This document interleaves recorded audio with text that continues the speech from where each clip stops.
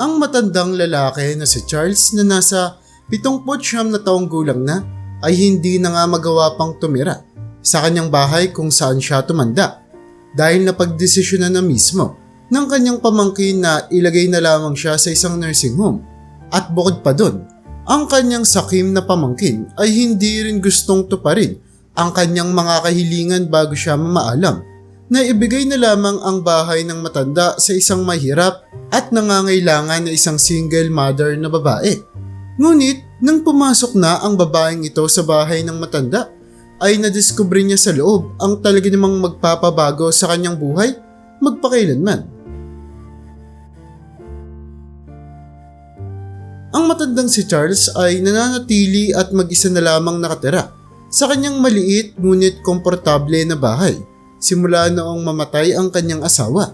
Hindi naman siya nagkakaproblema na alagaan ang kanyang sarili at simulat sa pulpaman ay hindi niya kinikailangan ng tulong ng kahit na sino. Ngunit sa kanyang patuloy na pagtanda, nagiging mas mahirap na sa matandang si Charles ang mamuhay ng mag-isa. Kahit kasi nasa 79 na taong gulang na siya ay sinusubukan niya pa rin na panatilihin ang kalinisan sa kanyang bahay. Maging ang kanyang hardin ay hindi niya rin nalilimutang linisin. Ngunit hindi may tatanggi na ang kanyang enerhiya at kalusugan ay hindi na nga kaya pang sabayan ang nais ng kanyang isip. Isang araw, habang isinasaayos ng matandang si Charlie ang mga kahoy sa kanyang fireplace ay biglang tumunog ang kanyang telepono. Sa kabilang linya ay nagsalita ang kanyang pamangkin. Nakatulad pa man noong una ay gusto na namang pag-usapan ang bagay na hinahangad nito. Tito, wag na natin tong pag-usapan. Wag ka nang magmatigas. Kinikailangan mo nang pumunta sa nursing home ngayon din. At least doon maaalagaan ka ng mga health professionals. At lahat nakahanda na para sa'yo. Sa pinakamagandang paraan pa. Saad ng pamangkin niya na isang babae. Na tila ba ay punong-puno ito ng pagrespeto. Pinipilit niyang matanda na hindi na nito kakayanin ang anumang mabibigat na aktibidad ng mag-isa lamang. Kinikailangan ito ng may makakasama na sa buhay. Para nang sa gayon ay hindi na nga rin ito mag-iisa. Nakinig lamang si Charlie sa lahat ng mga argumento at mga pahayag ng kanyang pamangkin hanggang kalaunan nga ay napagdesisyonan niya ng pumayag sa sinasabi nito. Titira na siya ngayon sa isang nursing home dahil wala na rin naman siyang magagawa. Kilala niya ang kanyang pamangkin na si Sofia at alam niyang pipilitin siya nito hanggang sa tuluyan na siyang pumayag.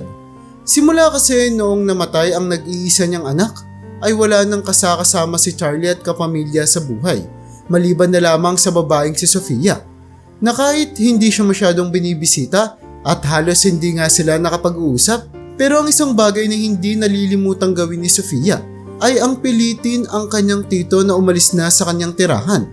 Pumayag na nga ang matanda sa sinabi niya. Ngunit kinikailangan niya munang malaman kung ano nga ba ang pinaplano ng babaeng si Sofia na gagawin sa kanyang lumang tirahan at maging sa kanyang lote. Hindi kasi maatim na isipin ng matandang si Charlie na ang kanyang magandang hardin na ginawa pa ng kanyang namayapang asawa kung saan ang mga halaman pa dito ay mismong dati niyang asawang nagtanim ay mapupunta na lamang sa wala. Paano yung bahay ko? Ano yung gagawin natin dito? Alam mo naman na sobrang halaga nito sa akin. Saad ng matandang si Charlie sa babae.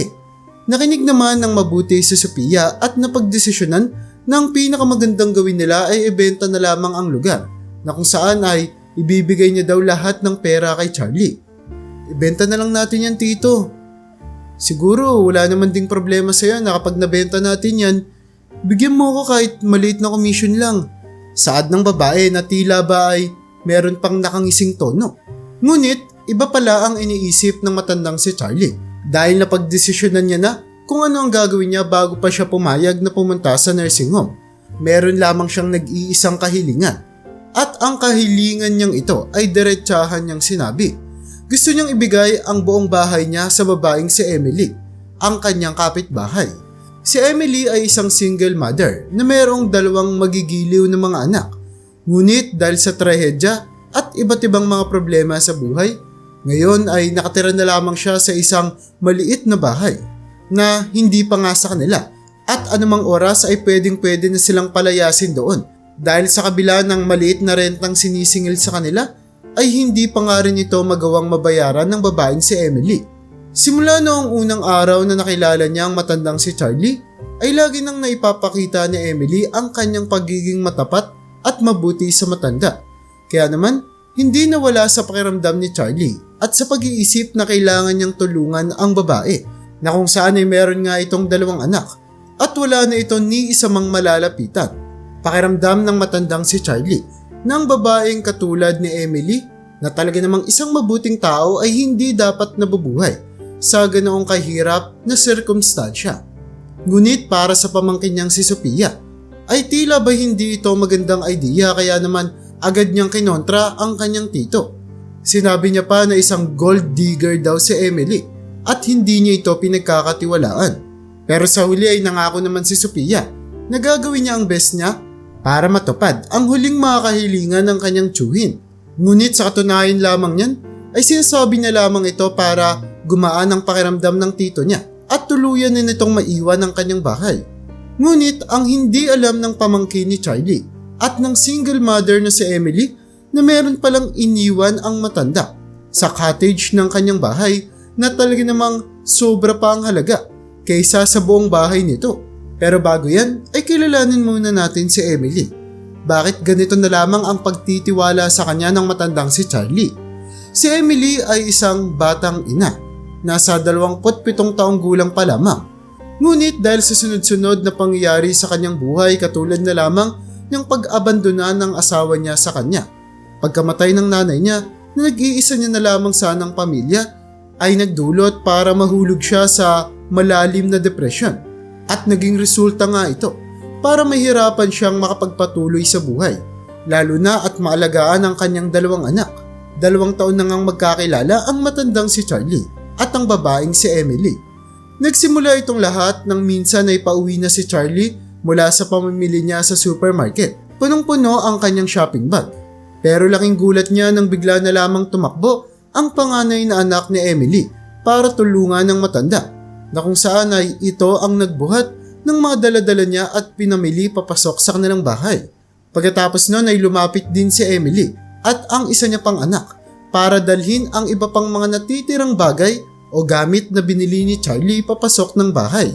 Walang ka-idea ang nanay na si Emily na ang maliit na pagpapakita nila ng kabutihan ay magdudulot ng napakalaking pagbabago sa kanilang buhay. Simula kasi noon ay lagi nang tinutulungan ng babaeng si Emily ang matandang si Charlie sa mga maliliit nitong gawain katulad na lamang ng pagluluto. Simula kasi nang mamatay ang asawa niya ay talaga namang hindi na mga malulusog na pagkain ang nakakain ng matanda. Hindi rin kasi siya marunong magluto at hindi niya rin pinaplano ang kanyang magiging tanghalian, agahan o hapunan. At sa kabila nga ng ilang beses na pagpupumulit ni Charlie na bayaran niya ang babae, ni minsan ay hindi ito tinanggap ni Emily. Naaalala kasi ni Emily sa kanya ang kanyang yumaong tatay sa tuwing nakakausap niya si Charlie, at ito ang nagdudulot para maging masaya siya sa tuwing natutulungan niya ito sa mga pangangailangan niya. Bukod pa doon ay nakikita niya rin kung gaano na tumatanda si Charlie, kung saan ay mag-isa lamang ito sa kanilang bahay at wala ni anong kayamanan. Kaya naman, iniisip niya na wala nang aasahan ng matanda. Para kay Emily ay kontento na siya sa tuwing nalulutuan niya ng kahit mga simpleng lutuin man lang ang matanda, dahil kahit papaano ay nagkakaroon din ng kasama kumain si Charlie, lalo na at kapag kasama ni Emily ang kanyang mga anak. Lumipas pa ang mga taon at talaga namang naging matalik na magkaibigan ng dalawa. Maraming mga okasyon na iniimbitahan ng matanda ang babae kasama ang kanyang mga anak papunta sa kanyang bahay para sabay-sabay silang maghapunan. Talaga namang nare-respeto nila ang isa't isa. Laging pinapakinggan ni Emily ang lahat ng mga nagiging abiso sa kanya ng matandang si Charlie, na para bang naging mentor o guru niya na ito. At di nga nagtagal ay napapansin na rin ni Charlie na ang mga senyales ng depression na naramdaman niya simula noong mamatay ang kanyang asawa ay paunti-unti nang nawawala. Ngayon ay unti-unti nang gumaganda ang kanyang pakiramdam.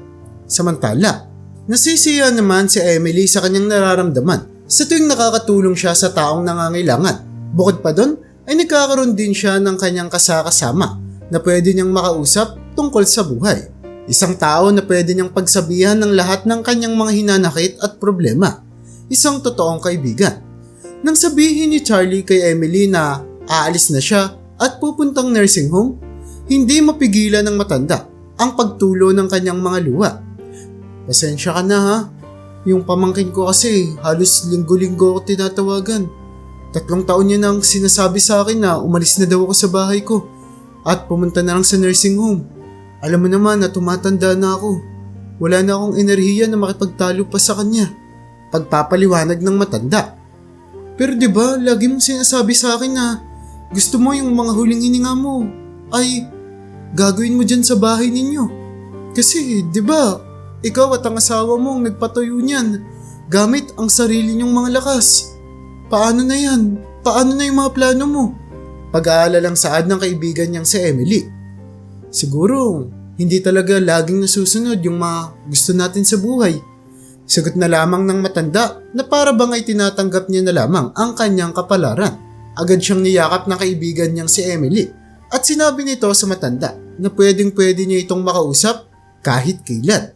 Pinasalamatan naman ng matanda si Emily sa lahat ng mga tulong na binigay nito. Emily, na-appreciate ko talaga lahat ng mga nagawa mo sa akin. Napakabuti mong kaibigan at mananatili ka sa puso ko magpakailanman. Mabilis ngang na-transfer si Charlie papunta sa nursing home na kung saan ang kanya mismong pamangkin na si Sophia ang gumawa ng aksyon para matupad ito.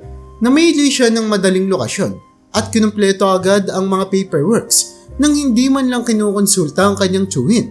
Wala na siyang pakialam kung gusto ba o hindi ito gusto ng tito niya dahil sa wakas ay tuluyan niya na nga itong mapapali sa luma niyang bahay. Hindi na nga rin nagkaroon pa ng pagkakataon si Emily na makitang umalis at mag-impake si Charlie. Napagtanto niya na lamang na nakaalis na ang matanda nang hindi niya na ito muling makita pa sa palengke na kung saan ay lagi silang nagkakasalubong. Hindi naman may tatanggi na sobra nang namimiss ng kanyang mga anak ang makipaglaro sa matanda na talaga namang sa loob ng 2 taon nilang pagsasama ay naging sobrang lapit na nila sa isa't isa. Kaya naman paminsan-minsan ay nabibisita si Emily sa dating bahay ng matanda. Umaasa siya na sana ay makikita niya ito dito at makapagpaalaman lang ng maayos. Ngunit hindi si Charlie ang kanyang matatagpuan. Isang araw sa pagbisita niya kasi ay nakita niya doon ang pamangkin ng matanda. Ito ay si Sophia na nasa loob mismo ng bahay. Naabutan niya ito na tila ba ay may kinakalikot na mga kahon na punong-puno na ng mga alikabok. Nilapitan siya ni Emily. Iniisip niya na baka ay napakilala na siya ni Charlie dahil alam niya naman na pamangkin ito ng kanyang kaibigan. Gusto niya sanang magpakilala muli at magpapaalam siya kung pwede ba siyang tumulong. Ngunit habang pinapakilala niya ang kanyang sarili at nagtatanong tungkol sa kalagayan ni Charlie, ay bigla na lamang sinamangutan at sinigawan siya ng pamangkin nito. Sino ka? Umalis ka nga dito, nakakadiri ka. Huwag kang mag-alala. Hindi mo na kailangan magpakilala dahil kilala ko kung sino kang babae ka, Emily. At sa susunod na makikita kitang umapak pa, kahit sa hardin ng bahay ko, ay siguradong malilintikan ka. Kasi hindi ako katulad ni Tito. Hindi kita bibigyan ng pera para suportahan yung mga anak mo o kahit na anong mga pag-aadik mo sa buhay. Halos maniga si Emily sa kanyang kinatatayuan. Hindi siya makapaniwala kung paano siya binastos ng mismong pamangkin ng kaibigan niyang si Charlie. Nanatili lamang siyang tahimik sa loob ng ilang mga sandali. Hindi siya sigurado kung ano ang ire-react o ano ang kanyang sasabihin. At hindi na nga lamang pinansin pa ni Sophia ang ilan pang pagsubok ni Emily na magrason sa kanya. Hanggang sa umabot sa puntong pinalayas niya na nga ito sa bahay. Hindi ka aalis. Gusto mo, tumawag pa talaga ako ng pulis, no? Nang sabihin nito ni Sophia ay natakot na si Emily kaya naman dali-dali siyang lumabas ng bahay. Hindi makapaniwala ang babaeng si Emily kung gaano kabastos si Sophia. Ngunit ginawa niya naman ang lahat para hindi magpaapekto sa ugaling ito ng babae. Sa uli ay napagdesisyonan niya na kinakailangan niyang hanapin ng siya lamang ang kanyang kaibigan na si Charlie at malaman kung nasa ang nursing home ito nananatili. Napagdesisyonan muna ni Emily na iwan ang kanyang mga anak sa isang daycare sa kanilang komunidad at sa sumunod na araw ay maaga siyang gumising para mahanap kung nasaan si Charlie. Alam niya na meron lamang 3 nursing home sa kanilang syudad na kung saan ang 2 dito ay malapit sa kanilang tirahan habang ang isa naman ay nasa dulo at malayong parte ng syudad. Hindi nawala ang kanyang pag-asa kahit pa sa pagbisita niya sa unang 2 malapit na nursing home ay hindi niya nakita doon si Charlie. Pero iniisip niya na malapit niya na itong makita. Kung hindi sa kanilang syudad ay sigurado naman siyang sa huli ay mahanap niya pa rin naman ito. Lalo na't nakilala niya na ng personal si Sophia.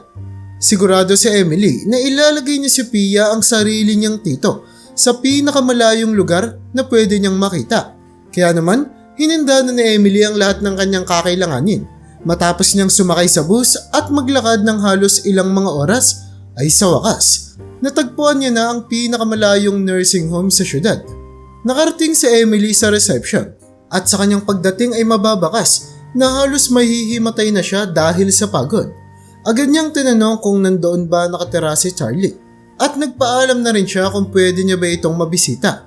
Sa paraan ng kanyang pagtatanong ay hindi niya pinapahalata na biglaan ang kanyang pagbisita nang sa gayon ay hindi siya paalisin ng mga tao sa lugar. Lalo na at hindi pa rin nalilimutan ni Emily kung paano siya pagtabuyan ng babaeng si Sophia sa bahay ng kanyang kaibigan. Pero laking sorpresa niya nga nang biglang sinabi ng receptionist sa kanya na pwede niya itong bisitahin. Ngunit may problema nga lamang. Pwede niyo naman po siya bisitahin, ma'am. Pero yung mga pwede lang pong bumisita sa kanya ay yung mga pamilya niya. Saad ng receptionist sa kanya. Kaya naman ito na ang nakikitang pagkakataon ni Emily. Kinikailangan niyang magsinungaling. Ganun ba? Okay lang. Pamangkin niya naman ako.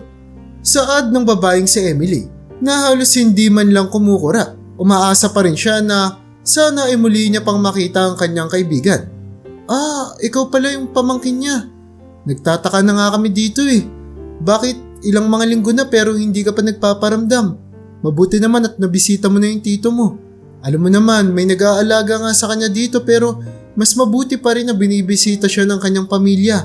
Saad ng nurse kay Emily. At sa mga sinabing ito ng nurse ay naging malinaw kay Emily na matapos ma-hospital ang kaibigan niyang si Charlie ay hindi na nga siya pinuntahan o hinanap pa ni Sophia.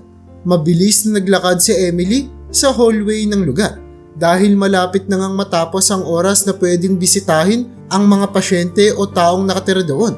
Gusto niyang makasigurado na may matitira pang oras upang makausap niya pa ang kaibigang si Charlie. Dagdag pa doon, ay ilang mga oras lang din ay kailangan niya ng sunduin ang kanyang mga anak sa daycare na pinag-iwanan niya dito. Nagiging maayos naman ang takbo ng lahat at excited na siya na makita ang kanyang kaibigan. Ngunit ikinagulat niya ang kanyang nakita. Ang kanyang matandang kaibigan kasi ay tila ba mas mukha ng may sakit at nangangayayat na ito. Malayong malayo sa kung paano niya ito nakita noong una. Nakahiga na lamang ito sa kanyang kama na para bang wala na itong pag-asa pang mabuhay. Kahit papaano ay nagawa naman ng matanda na iangat at itango ang kanyang ulo, kasabay ng isang mahinang ngiti. Nagliliwanag ang kanyang mga mata nang makita niya ang kanyang kaibigan na si Emily. Nurse, pwede mo ba kaming iwan muna ni Emily? Para makapag-usap muna kami saglit. Pakikiusap ng matandang si Charlie. Maya-maya pa ay dahan-dahan na umupo si Emily sa silya sa tabi ng higaan ng matanda. At dito ay dahan-dahan din siyang kinamusta ni Charlie kung kumusta ba ang kalagayan niya at ang kalagayan ng kanyang mga anak. Masakit para kay Emily na sabihin sa matanda ang pangit na balita, lalo na at nakita niya kung gaano kalala ang kalagayan nito. Ngunit hindi na nga siya nagpapigil.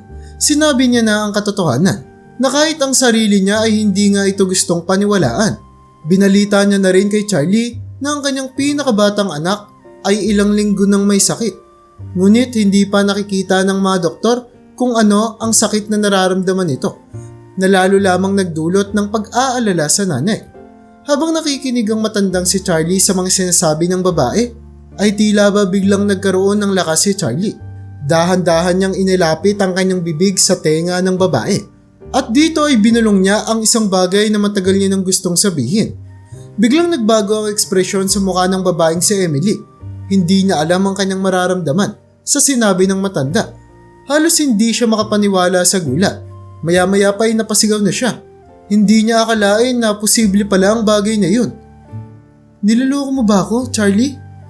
Natawa naman si Charlie sa kanyang sinabi na tila ba ay gumaan na ang pakiramdam niya dahil nailabas niya na ito sa kanyang puso. Pagkatapos ay kinamayan niya ang babae at nagsalita.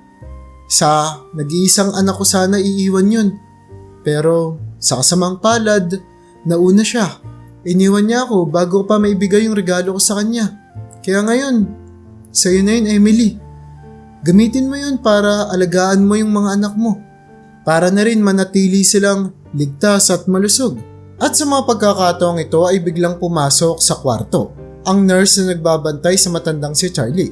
Sinabi niya kay Emily na ang visiting hours ay tapos na. Mabilis namang tumayo si Emily at napatingin siya sa higaan kung saan nakahiga ang matandang si Charlie. Sabay ngiti dito at bago siya tuluyang makalabas ng kwarto ay kinawayan niya ito. Charlie, wag mong asahan na ngayon mo lang ulit ako makikita.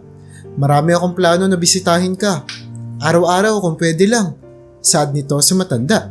Ang plano ng babaeng si Emily ay tila ba perpekto.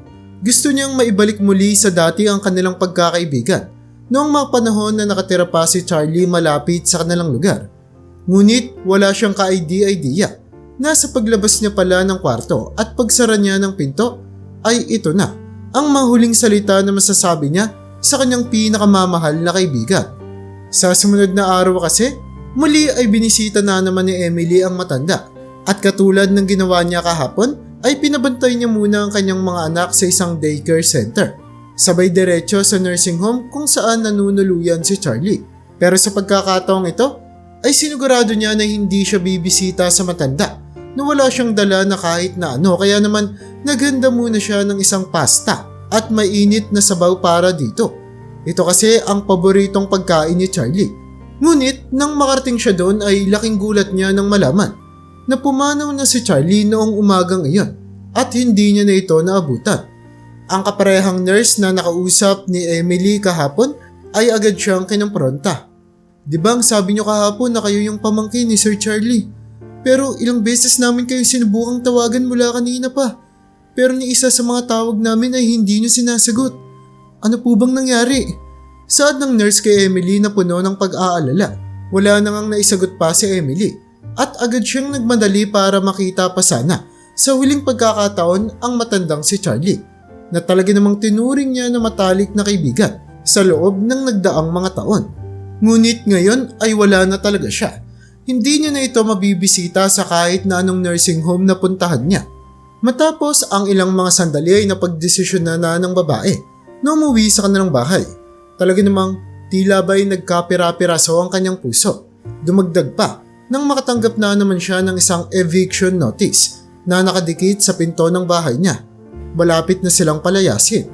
Matapos ang ilang mga sandali nang mag-isa lamang siya na sinusubukan niya na harapin ang sunod-sunod na pangyayari sa kanyang buhay, ay dumiretso siya sa cottage ng bahay ng matandang si Charlie. Habang naglalakad siya sa lugar, ay halo-halong emosyon ang nararamdaman niya. Dahil ayon sa huling kahilingan ni Charlie sa kanya, ang bahay ng matanda ay mapapa sa kanya na. Ngunit sa kasamang palad ay wala na nga ang matanda na pwede niya sanang makasama sa kasiyahan. Nang makarating siya sa loob ng bahay ni Charlie, ay agad siyang umupo sa may sofa matapos niyang mabuksan ang pinto sa pamamagitan ng isang spare key na laging nakatago sa basahan sa labas ng bahay ng matanda. Sa kabila nga ng lahat ng ginawa ni Emily para kahit papaano ay makalimutan ng mga nangyari, ay hindi niya maiwasang isipin ang tungkol sa kalagayan ni Charlie na kung paanong namatay lamang itong mag-isa nang walang kahit na ano na nasa tabi niya. Ngunit nakagawa naman sila ng maraming alaala ng magkasama at nakapaglaro pa nga ang matanda kasama ang kanyang mga anak sa loob ng nagdaang taon. Pero ngayon, tila ba'y napakabakante na ng bahay na ito. Napakalayo na nito sa kanyang nakasanayan. Para naman sa mga anak niya, si Charlie ay itinuring na nila na parang kanilang totoong lolo na hindi nga nila naranasan sa mga magulang ni Emily. Ilang mga sandali pa ay biglang naalala ni Emily ang mga katagang binulong ni Charlie sa kanya. Ito ang huling pag-uusap nila ng matanda, kaya naman mabilis siyang pumunta sa kwarto ng matanda. Inusog ang kama nito at doon ay nakakita siya ng isang maliit na trapdoor sa may sahig. Iniisip niya na isa na naman itong kalokohan mula sa kanyang pinakamamahal na kaibigan. Mabilis siyang yumuko at dahan-dahan na binuksan ang trapdoor. Ngunit hindi makapaniwala si Emily sa nakikita ng mga mata niya. Sa loob kasi ay nakakita siya ng kahon. At sa loob ng kahon na ito ay naglalaman ng 7 mga gold bars na talaga namang nagniningning pa. Nang una niya itong makita ay iniisip niya na baka peke lamang ang mga ito. Dahil talaga namang sa mga pelikula lamang ito nakikita ni Emily. Pero ang katunayan niyan, ito ay ang nagsisilbing life savings ng matandang si Charlie. At ito rin ang dahilan kung bakit nagagawa pa rin mamuhay ni Charlie kahit hindi na siya nagtatrabaho. Ang buong plano talaga ni Charlie para dito ay ipamana sa kanyang namayapang anak. At noong namatay nga ang anak niya ay pakiramdam ni Charlie na wala ng kwenta ang mga gintong ito. Hanggang sa makilala niya nga si Emily, na pakiramdam niya ay magiging malaking tulong ito sa kanilang pamilya. Ninenervyos at nanginginig pa ang mga kamay ni Emily habang hinahawakan ng mga gintong ito. Hindi niya alam kung itatapon niya ba ang mga ginto o itatakbo niya ito papunta sa kanilang bahay. Nag-isip-isip siya ng ilang mga sandali bago tuluyang kunin ang mga gold bars at pagkatapos ay nilagay niya ito sa mas matibay pang box. Naglakad siya papunta sa pinto at sinubukan niya muna na pakalmahin ang kanyang sarili bago siya nag-isip ng plano. Sa sumunod na araw, napagdesisyonan ni Emily na ang unang gagawin niya ay linisin ang buong bahay at nagsabit na nga rin siya ng picture ng matandang si Charlie malapit sa may pinto. Naglagay din siya ng kandila sa larawan nito bilang pagpapakita ng pagrespeto at pagmamahal niya sa kanyang namayapang kaibigan. Hindi man ganoon kalakihan ang bahay ni Charlie ngunit sapat naman na ito para mapagtirhan ng kanyang mga anak. Ngunit makalipas ang 2 araw, ang tila ba perpektong pamumuhay ng buong pamilya nila ay biglang naudlot. Nang dahil syempre sa pamangkin ni Charlie na si Sophia. Dumating kasi si Sophia sa bahay ng matanda at laking gulat niya nang makitang nakatira na doon si Emily at ang kanyang mga anak. Ang ginagawa niyo dito? Agaran niyang tanong nang makita niya ang buong pamilya sa loob ng bahay. Naging matapat naman si Emily. Sinabi niya kay Sophia ang tungkol sa pagbisita niya kay Charlie sa nalalabing araw nito at pinangako sa kanya ng matanda na ang lahat ng mga ari-arian maski ang bahay ay mapupunta na sa kanya ngayon kasama ang kanyang mga anak. Pinagtawan na naman ni Sophia ang sinabi ni Emily. Inakusahan niya ito bilang isang gold digger at sinabi pa na mayroon itong sapak sa utak dahil sa ganitong pag-iisip niya. Sa tingin mo ba na iiwan ng tito ko yung bahay sa estrangherong katulad mo kasama yung 2 mga kadiri mong anak? Mabilis na tinawagan ng babaeng si Sophia ang mga pulis at makalipas nga ang 20 minuto, kumatok na ang mga pulis sa pinto. Pareho nilang pinakinggan ang 2 magkaibang storya ng babae. Buong kababaang loob na kinausap ng mga police officer ang babaeng si Emily. Madam, para po maging valid to, kailangan niyo pong magpakita sa amin ng mga papeles para mapatunayang sa inyo talagang bahay na to. Pero kung hindi po, pakiusap, kayo na lang po ang kusang umalis sa property na to ngayon din. Hindi naman nagawa pang makapagsalita ng babaeng si Emily habang nasasaksihan ng kanyang mga anak ang buong pangyayari. Agara namang umalis na lamang si Emily kasama ang mga gamit ng kanyang anak. Ginawa niyang lahat para hindi na lumaki ang komosyon. Emily, akala mo ba dito lang nagtatapos yung mga gagawin ko sa'yo? Hindi to ang katapusan. Pananakot pa ni Sophia sa kanya. Patuloy niyang na-report ang mag-ina sa mga kapulisan dahil sa trespassing at ginawa niyang lahat ng kanyang makakaya para makulong ang babaeng si Emily. Kung alam lang sana ni Sophia ang mga susunod na mangyayari ilang linggo ang makalipas. Sigurado ay hindi siya magyayabang ng ganito. Ang resulta kasi ng mga complaint na ginawa ni Sophia na kung saan ay nireport niya si Emily na nagtetrespassing sa kanyang bahay ay nagdulot para kailanganing ipagtanggol ni Emily ang lahat ng mga alegasyon laban sa kanya. Ngunit dahil wala namang nakita na kahit na anong criminal record ang babaeng si Emily, na kung saan ay umaasa nga lamang ang 2 niyang anak sa kanya, ay tuluyan ring napakawalan sa presinto si Emily. Ngunit kinakailangan niyang makahanap ng isang public defender para madepensahan ang kanyang kaso. At sa isang notice nga, ay tuluyan ding nakatanggap ang babaeng si Emily ng restraining order. Ayon dito ay hindi na nga siya pwede pang makalapit sa bahay ng kaibigan niyang si Charlie. Samantala ay tila ba wala nang ang pakialam si Sophia at hindi man lang tinanggal ang mga personal na gamit ng kanyang namayapang tiyuhin mula sa bahay na iyon. At sa halip ay agad niya lamang itong nilagyan ng sign sa tapat ng bahay na binibenta niya na ito. Ayon pa sa kanya ay lahat ng mga gamit doon ay ibibigay niya sa kung sino man ang makabibili ng bahay. Hindi nga nagtagal, ang unang offer sa bahay ay dumating, ilang mga linggo ang makalipas. Ito ay nagmula sa lalaking si Andrew, isang lawyer mula sa isang kilalang law firm. Tinawagan niya si Sophia at nagbigay ng interes dito sa pagbili ng bahay. Ngunit pinagpauna naman ng sabihin ng lalaki na full cash na lang itong babayaran dahil ang lugar ay simple lamang at hindi naman nagkakahalaga ng ganoon kalaki. At dahil ito ang pinakamagandang offer na natanggap ni Sophia, ay mabilis siyang pumayag dito. Mabilis niyang kinuha ang bayad ni Andrew at napagkasunduan nila na ibibigay niya lamang ang susi ng bahay makalipas ang 2 linggo. Pinaliwanag ni Sophia na hindi niya pwedeng i-turn over agad ang buong bahay dahil bukod sa mga personal na gamit ng kanyang tiyuhin ay meron pang mga luma at talaga namang matatagal ng mga basura doon. Pero sinigurado naman siya ni Andrew na okay lang ito sa kanya, na kung saan ay tatanggapin niya ang lokasyon at mga gamit sa bahay na iyon kahit ano pa ang estado nito dahil nagmamadali na siya. Sobrang saya naman ni Sophia nang marinig niya ito. Kaya naman mabilis siyang nag-arrange ng meeting nilang dalawa para maibigay niya na ang susi sa lalaki at matanggap na ang huling mga bayad. Sa sumunod ngang araw, pagpatak ng 9:00 ng umaga, Miyerkules iyon, dumating ang abogado sakay-sakay ng kanyang mamahaling sasakyan. Pagkalabas niya ay pinakilala niya ang kanyang sarili bilang ang lalaking responsable sa pakikipag-usap at pagbili ng bahay.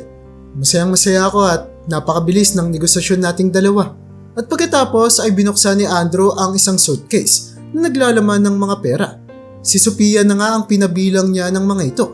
Matapos bilangin ni Sophia, ay mabilis siyang pumirma sa mga papeles na binigay niya kay Andrew. Sinabi niya pa dito kung gaano siya kasaya sa pagbili niya ng bahay na binibenta ng babae. Ngunit biglang nag-iba ang ekspresyon sa mukha ni Andrew. Naging seryoso ito at tinignan ng maigi si Sophia. Sabay nagsalita. Nagpapasalamat din ako sa iyo sa lahat. Pero siguro mas maganda kung babatiin mo kung sino talaga yung totoong nagmamay-ari ng bahay na iyon. Kasi isa lang naman akong lawyer at sinigurado ko na ang lahat ay magiging legal sa tamang proseso. Nang sabihin nito ni Andrew, ay biglang bumukas ang pinto ng kanyang mamahaling sasakyan at lumabas doon ang isang babae na nakasuot ng mamahalin at talaga namang napakagandang kasuotan. Napaangat ang tingin ni Sophia. Tila ba ay nakikilala niya ang babae na ito mula sa kung saan. Pero naguguluhan at hindi siya sigurado. Ngunit naging malinaw ang lahat nang umupo na ang babae na ito. Dahil sa kanyang takot, tama ang kanyang hinala. Ito ay si Emily. Si Emily ang kanyang kliyente at ang panibagong nagmamay-ari ng bahay ng kanyang tiyuhin. Ngayon, if you don't mind, pwede mo bang ibigay sa akin yung susi? Laking gulat ni Sophia at hindi niya alam kung ano ang gagawin niya. Hindi siya makagalaw. Halo-halo ang nararamdaman niya mula sa pagkahiya, pagkagulat at pagkalito. Ngunit wala na siyang magagawa kaya naman binigay na lamang ni Sophia ang susi ng bahay habang tinatago ang namumuo niyang galit sa kaloob-looban niya. Hindi pa rin siya makapaniwala sa mga nangyayari na para bang naganap ito sa isang kisap mata lamang. At doon ay sinabi na nga ni Emily ang mga katagang matagal niya nang gustong sabihin. Alam mo babae, interesado ka lang sa mga bagay na pwedeng maibigay ng tito mo sa iyo. Pero hindi mo talaga tinupad yung totoo niyang kahilingan. Kaya yung resulta, ayun, namatay siya ng mag-isa sa nursing home. Sana ako na lang yung pamangkin niya. E di sana hindi siya magdurusa ng ganito. E di sana kahit sa mga huling sandali niya ay may nakasama siya. Saad pa ni Emily na namumugto ang mga luha habang inaalala ang mga huling sandali ng kaibigan niyang si Charlie. Talaga namang magiging mahirap para kay Sophia ang mamuhay na may dinadalang pangongonsensya sa kanyang puso. Naawa ko sa iyo Sophia kasi hindi mo man lang nadiskubre o nakilala ang totoong katauhan ng tiyuhin mo. Pero masaya rin ako dahil hindi ka niya nakasama sa loob ng mahabang panahon. Dagdag pa dun, masaya ako dahil nakilala mo na yung attorney ko. Kasi hindi rin magtatagal ay kakasuhan ka namin dahil sa ginawa mong mistreatment sa sarili mong chewin. Kaya maghanda ka na dahil siguradong kung magkano man yung kinita mo ngayon, mawawala din yan sa'yo. Magkita na lang tayo sa korte. At ganun nga nagpaalam si Emily sa sakim na si Sophia noong araw na iyon. Nang makauwi siya sa bahay ay agad niyang sinara ang pinto. Nanlilisik ang kanyang mga mata. Hindi pa rin siya makapaniwala kung paanong binastos ni Sophia ang sarili niyang kadugo na si Charlie. Pinangako ni Emily sa kanyang sarili na re-respetuhin niya ang bahay ng kanyang kaibigan na pinaghirapan nito kasama ang kanyang namayapa ring asawa. Pinangako niya rin sa kanyang abogado na papalakihin niya ang kanyang mga anak na punong-puno ng dignidad. Pagkatapos ay muling sinindihan ni Emily ang mga kandilang nakapwesto sa tapat ng larawan ng kaibigan niyang si Charlie. At pagsapit nga ng gabi ay naging mahimbing ang tulog niya kasama ang kanyang mga anak. Isang bagay na talaga namang hindi niya nagawa sa loob ng maraming taon. Komportable na siya dahil alam niya na natupad niya na ang huling mga kahilingan ng kanyang namayapang kaibigan. Kaya kung nagustuhan mo ang storya natin ngayon ay huwag mo namang kalimutang mag-like. Pindutin mo na rin ang subscribe button para makagawa pa tayo ng ganito kagagandang mga istorya sa susunod pang mga araw.